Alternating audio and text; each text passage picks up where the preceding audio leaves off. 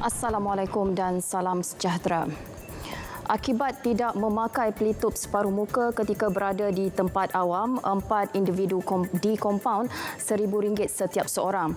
Kesemua mereka melakukan kesalahan di bawah Peraturan 11/1 Peraturan Pencegahan dan Pengawalan Penyakit Berjangkit.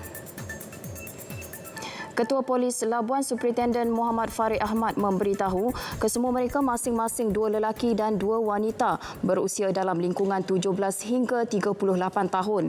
Kes pertama berlaku kira-kira pukul 11.31 pagi selepas seorang lelaki didapati tidak memakai pelitup muka di hadapan sebuah restoran di kawasan bandar dan turut didapati merokok.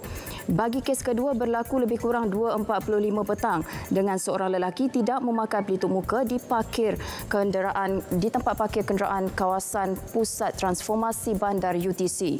Manakala kes ketiga melibatkan 2 wanita yang sedang bekerja di pusat snooker di Bandar Labuan kira-kira 4.10 petang.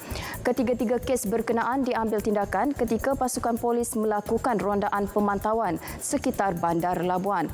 Orang ramai dinasihat untuk terus mematuhi prosedur operasi standard SOP yang telah ditetapkan pihak berkuasa.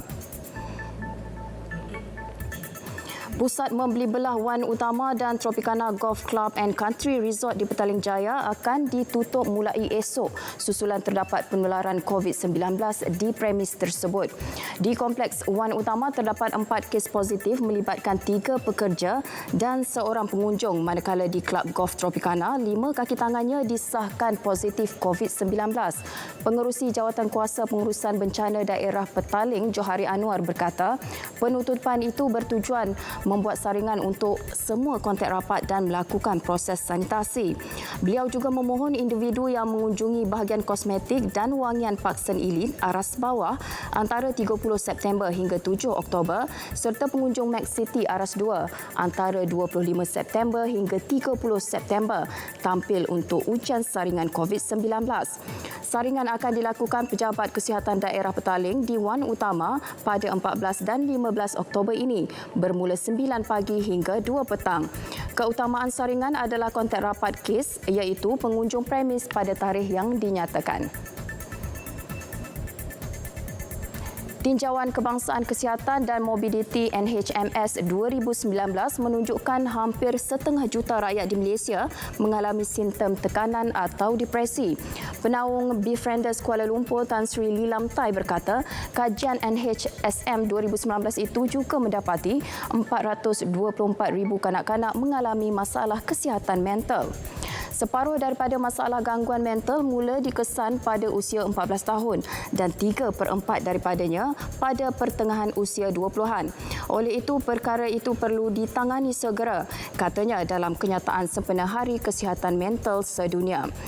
Pandemik COVID-19 dan Perintah Kawalan Pergerakan PKP katanya turut menyebabkan tekanan emosi susulan perubahan persekitaran kerja seperti perlu bekerja dari rumah, hilang punca pendapatan dan pekerjaan serta bimbang terhadap keselamatan.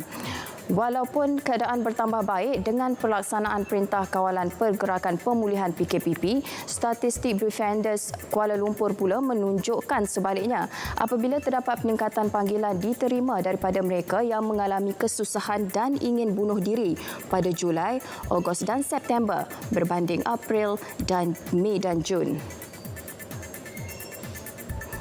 Penduduk berpesta mengutip siput kabung yang terdampar di Pantai Cenang, Langkawi sejak 2 hari lalu. Sekitar 3 tan siput kabung terdampar di Pantai Cenang setiap hari selepas ditolak ombak besar sehingga mencecah 2 meter. Rata-rata pengunjung yang ditemui RTM berkata, fenomena itu bukanlah perkara luar biasa. Sebaliknya, ia boleh dijadikan aktiviti tahunan mereka di pantai itu. Kata mereka, fenomena itu berlaku ketika keadaan cuaca yang tidak menentu dan ombak kuat setiap hujung tahun. Selain siput kabung, siput gayam dan paha ayam turut ditemui.